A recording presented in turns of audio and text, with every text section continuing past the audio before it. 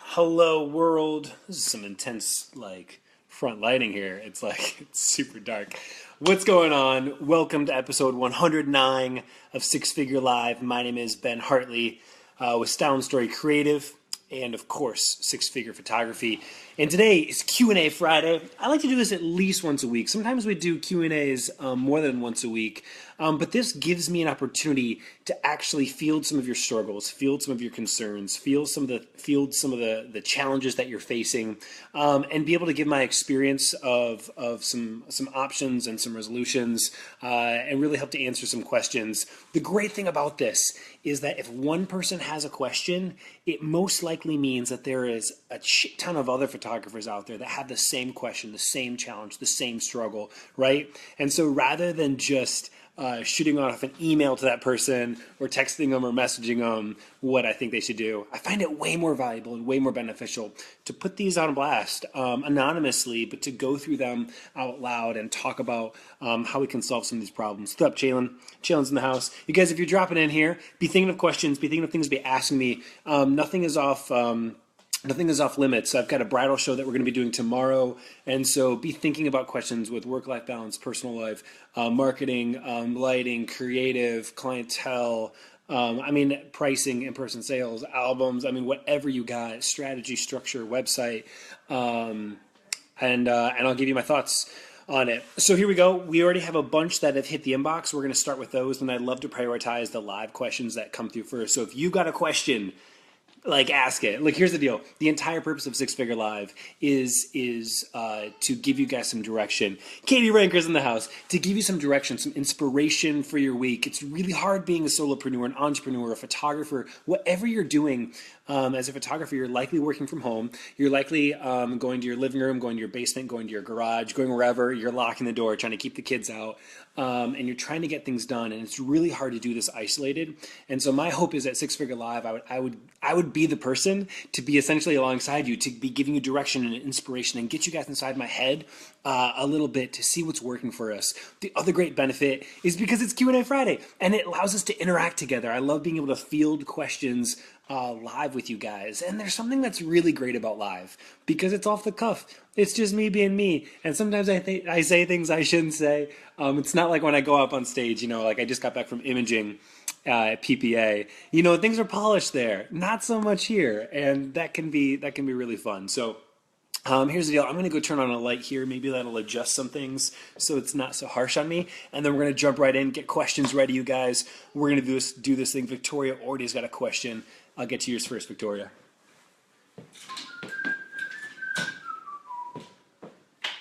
All right. We're going to see if this light helps out our ambient fill light balance. It's looking pretty good. Okay, cool. Victoria says this. Hey, Ben, how long did it take you to learn off-camera flash, like creative off-camera flash? I will be buying the MagMod system and will, of course, practice. But how did you learn to put the creativeness? How did you learn to put that creativeness at the wedding? I hope this makes sense. Victoria, this is just like practice question. It's like, how long did it take me? Easily. I'm still learning. Here's the deal. Like with creativeness, with flash, with everything, it's a perpetual thing. You will continue to learn. There's going to be a learning curve though. It's going to be pretty steep, but it's nothing that you couldn't overcome before really the season kicks off. Truly, as long as you learn, just like my encouragement for you, Victoria, is learn a few go-to moves. Right, learn a few things that your flash can do. What you can do with a MagMod system. Learn like silhouetting and backlighting, spotlighting with light on a stick, balancing your ambient flash. Learn 3 or 4 moves, incorporate them all season long, and then other ideas are just going to come up. Right, you're going to be thinking about other things. New ideas will come about. But there's no reason why you couldn't figure this out before your first wedding in 2017. But it just depends if you can put in the work for it. And when I say when you can put in the work for it, whether you're going to choose to put in the work for it or not. But the big thing is this: get the stuff, start messing with it. And here's the deal, Victoria: put your flash on manual. Don't start with TTL. Everyone wants to start with TTL because they're lazy and they think it's just going to work. And you have to, if you start with TTL, things are going to go wrong. It's going to start giving you an output that you're not going to understand. And because you're not the one in control of it, saying, hey, Flash, do this, do that, you won't be able to actually troubleshoot it. Whereas now I can do TTL. I can choose to do TTL because if it gives me a result that maybe in the past I would have been confused by, I completely understand why I'm getting it. So start with your flash on manual, please. You will do yourself a huge favor. It'll be a little challenging to begin, but start with your flash on manual. Okay, cool. Let's jump in here. I had a couple questions in my inbox. Otherwise, I will always prioritize live questions. So if you got them, drop them in. This question comes from Sarah. Sarah wrote to me and she said this: is it really possible to make a living not doing weddings? What's up, Susan Seitz? Susan's in the house. Is it really possible to make a living not doing weddings? Or is that like a 1 in a million thing? What Sarah's getting to is the fact that from an outward perspective, it appears that weddings have a higher profit margin, right? You hear people talking about 10K a wedding, 5K a wedding, 3K a wedding, right? And so there's this outward perspective of like weddings have a huge profit margin, but what about portraiture? What about like pet photography? What about landscapes? What about stock photography, right? All these other things, seniors, et cetera, that maybe the profit margins up front aren't there. And so I think that 100%, it is, to be quite honest, I think I know, how do I put this? Trying to figure out the right verbiage here for it. I think with weddings, it's easier to start with weddings and make enough money to feel good, like to pay the bills, right? To make that $30,000 to pay the bills. It's easier to just jump right in and start, right? The barrier to entry, all the process of like really knowing your numbers and selling and in-person sales, you don't really need all that. You could just jump right in, start, and year one you could make enough to pay the bills. But to be quite honest, once you get through that learning curve with portraiture, when you start doing seniors and you start doing families and you start doing all that stuff, the studio work, the ability to do that, while it's more challenging and it's going to have a steeper learning curve and it's going to take some more work and a little bit more hustle and a little bit more nuance, the ceiling is much higher in terms of what you can make. You know, if you want to be a millionaire, like it's not weddings, it'd be portraiture that you'd be doing. And I think what happens is people see weddings as just, you can just jump right in, start. You don't need to do in-person sales. You don't really need to understand any of that stuff. In a lot of ways, a lot of photographers don't even know their numbers. They just start doing it and they make 30 and then they're like, okay. But the people who are really killing it are honestly doing portraiture. She goes on to say this: how to book jobs when I don't have a consistent indoor space and I live in a 4-season climate. I'm shooting newborns and I can't put newborns in the snow. So I can do sessions in my home, but I have limited space. Look, either create a space in your home, and in those situations where you're doing newborns and it's winter, you honestly don't need a huge space for newborns. Let's be real, you really don't. And so maybe it's doing it in your space. Like right now, actually, on that note, I am in my dining room, but I've converted my dining room, just like you could. You could convert your dining room to be a newborn studio. I've converted my dining room to be an oil painting studio, right? So I've got like my little baby gate up so my little 2-year-old can't get into weird chemicals.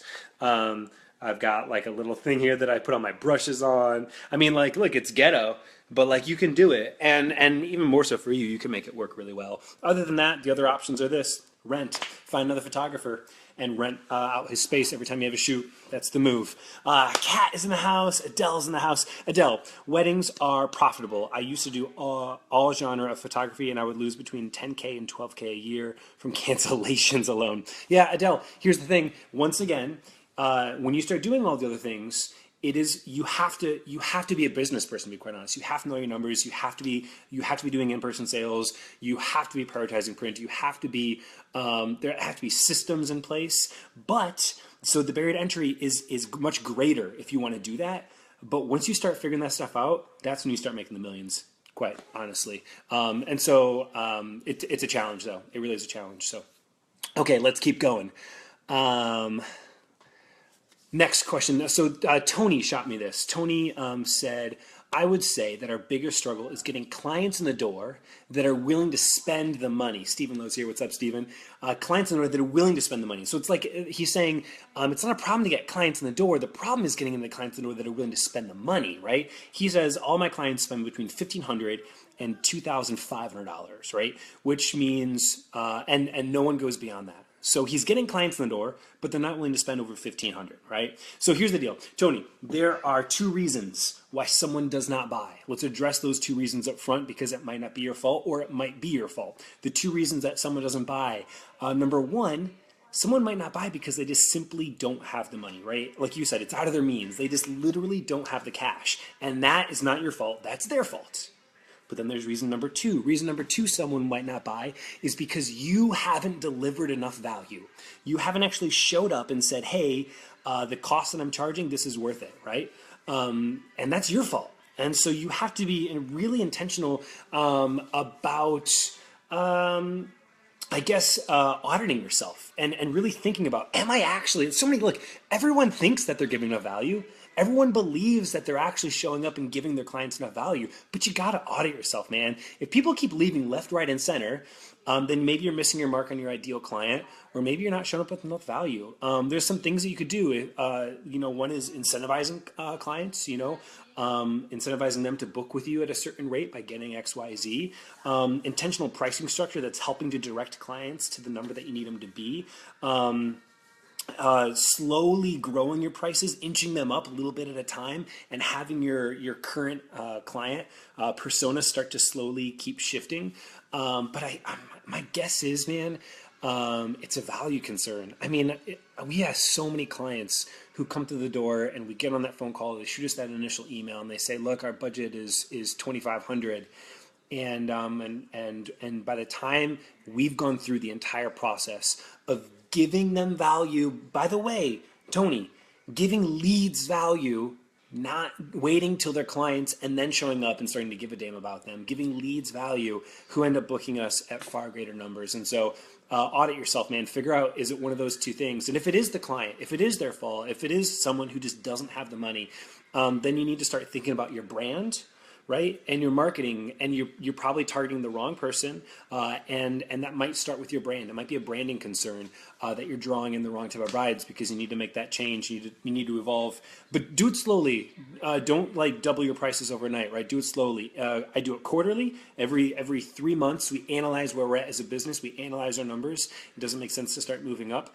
We also do it based off of every single time we invest into ourselves. Have I started to invest more into myself, into my education, into my shooting, into my, all that stuff? Am I going to conferences? Am I getting mentorships? Every time we invest in ourselves, that dollar amount goes up. And then anytime someone books our top package, right, at like $15K, when that happens, we're like, okay, it's time to start moving things up a little bit. Let's keep going down the route. Scott, what's up, man? Scott's in the house. Nate is here. Hey guys. Again, I've got 3 or 4 other questions that have hit my inbox that I want to get answers to you guys for. But if there's a live question, I will prioritize that over everything else. Okay, shoot. How do I do that? Okay, cool. There you are. Let's keep going. Caitlin says this. Caitlin wrote to me, and this one hits home. Caitlin says this: I'm constantly self-handicapping my work. I'm constantly self-handicapping my business. Man, that light, what the F is going on with the white balance and everything else? Hold on. This is bugging me. Okay, there we go. My God, that was insane. Oh, it looked like holy. Okay, so she's constantly self-handicapping. She says, I can't be the best of the best because these are the things that she tells herself. I can't be the best of the best because I don't have time to be the best of the best, right? I'm a broke college kid, so I'm not as good as others because I don't have all the gear that they have. She tells herself this. She says, I'm not good enough to continue in this industry. I should just give up and instead focus on schooling. She's constantly comparing herself to others, constantly being the one to put obstacles in her own way. And she recognizes it too, you guys. She recognizes that this is destructive, and she just can't seem to break the cycle. I think there's a couple things here. I mean, there's like the things that we could start to logically begin to work through, and then there's other things. I think the really, really practical things are this. Like I think one of the greatest assets that any entrepreneur, any photographer, really any person could have is positivity and optimism. And one of the best ways to do that is become the sum of the 5 closest people, the 10 closest people in your network. And so take all the negative assholes in your life who by the way, perpetuate, who listen to you go, that must be so hard. Oh man, yeah. Who perpetuate that and who complain alongside you and who nag alongside you, and just get them out of your life. I think that's a really practical thing. But look, then there's like the very, like logically like reasoning through things. I think that what you're dealing with is self-limiting beliefs, right? We all have self-limiting beliefs. And the reason we have self-limiting beliefs is because it makes us safe. A self-limiting belief keeps you average, Caitlin. When you tell yourself, I can't do it, you know what, I'm not the best of the best because I just don't have time. Like all these other people are so good in the industry. I should probably just, relax, and I should probably just pull back and let other people go ahead and do that. When you tell yourself that, that's your lizard brain, right? There's a book called Lynchpin. I have to take a look at who wrote it. I actually just forgot. And that is your lizard brain. And your lizard brain wants to keep you average. It's the fight or flight.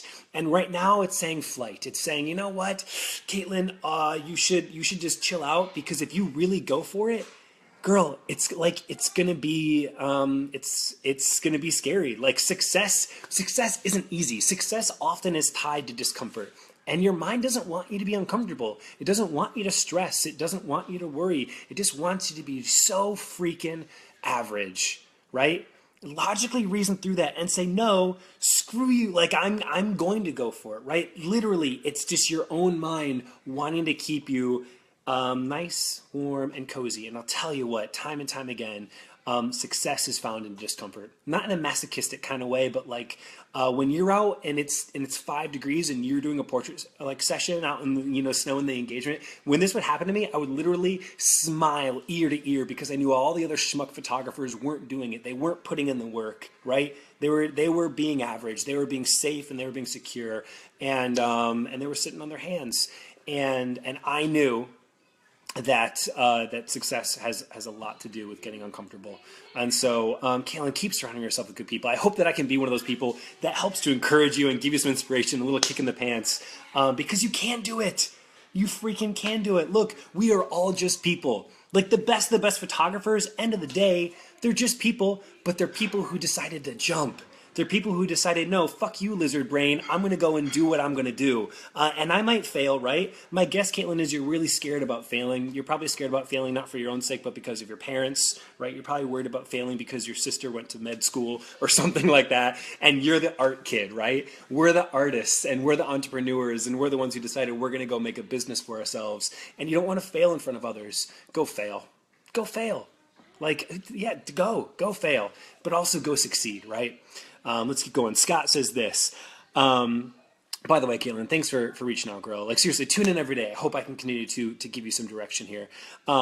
So I shoot with a 6D and I don't have the 2 card slots. What is a good way to do a slideshow at the reception? Also, do you bring a projector and screen? Just want some clarity. Scott, you're going to have to deal with RAWs. You're going to have to process with RAWs, Scott, instead of JPEGs. And it's just going to take a little bit extra time. Not the end of the world, but it's going to take extra time. The second thing is this. No, I don't bring a projector. I don't bring a screen. I want to make it streamlined. I want to make it easy on myself. And I also don't want to be too showy, right? I don't want to like go and like set up in the middle of the dance floor this big like projector and like take over the reception. That's not my role, right? But I will put out a little laptop and I'll set it on a table and I'll just quietly go and tell the bride that if she'd like to see a slideshow for pictures. And you know what happens when you quietly go tell the bride? She loudly announces, oh my gosh, my pictures, and starts weeping. And then occasionally we'll go tell the DJ, could you make an announcement that the pictures are out and there's a photographer here, right?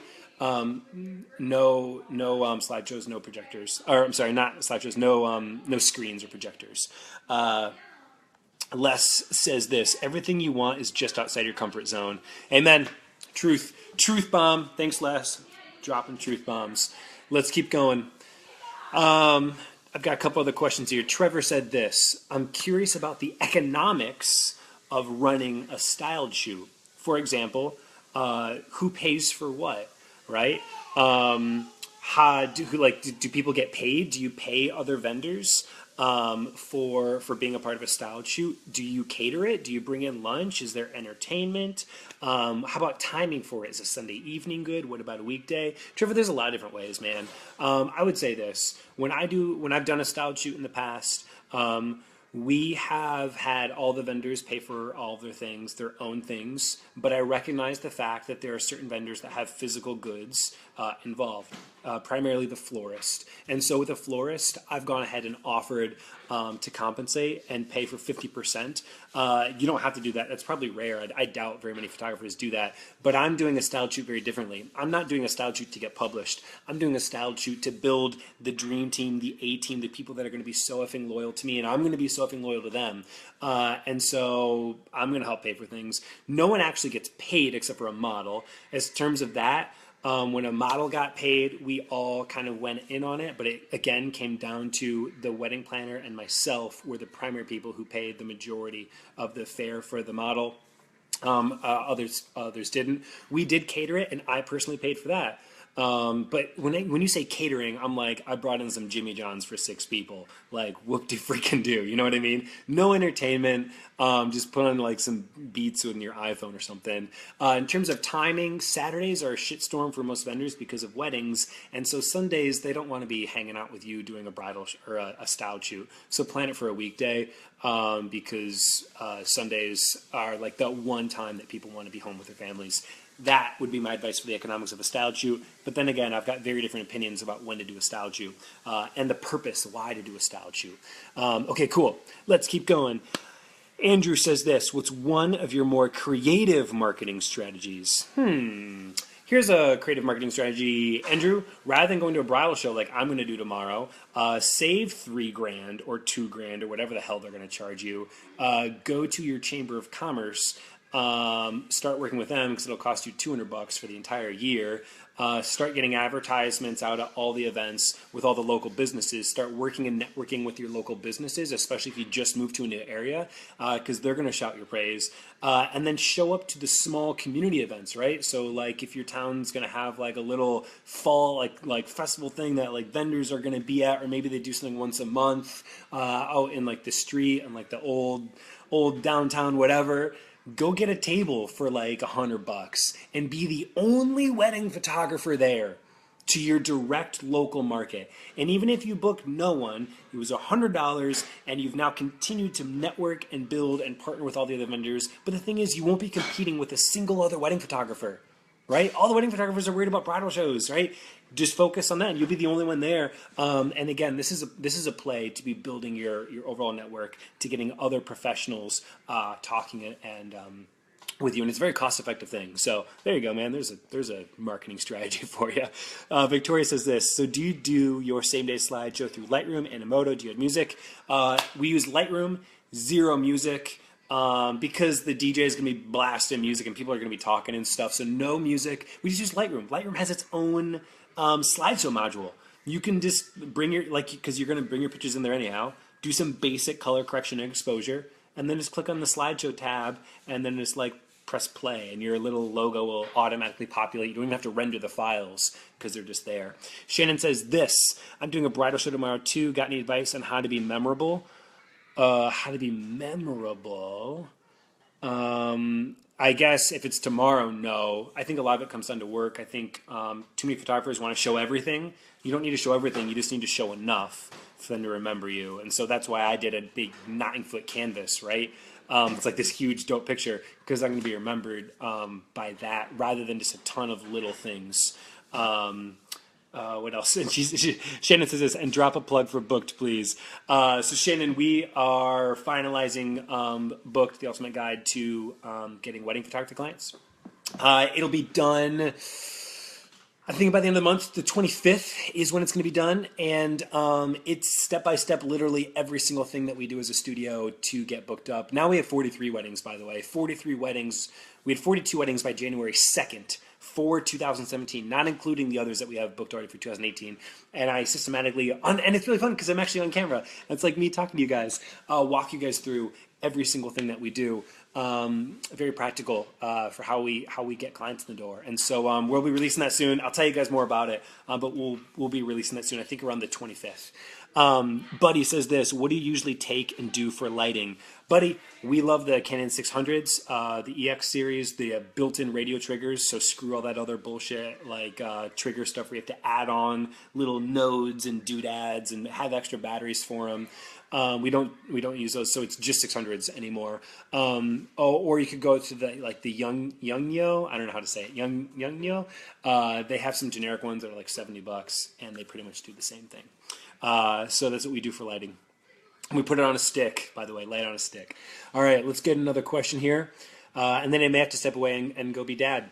Another question that hit my inbox. Ooh, this is a good one.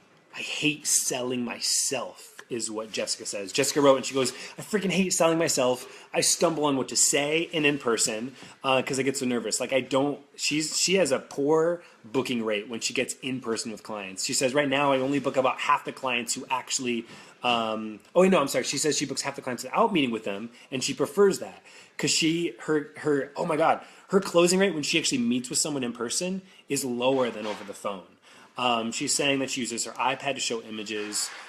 She's got products to show, and she asks lots of questions. Selling is not her strong suit.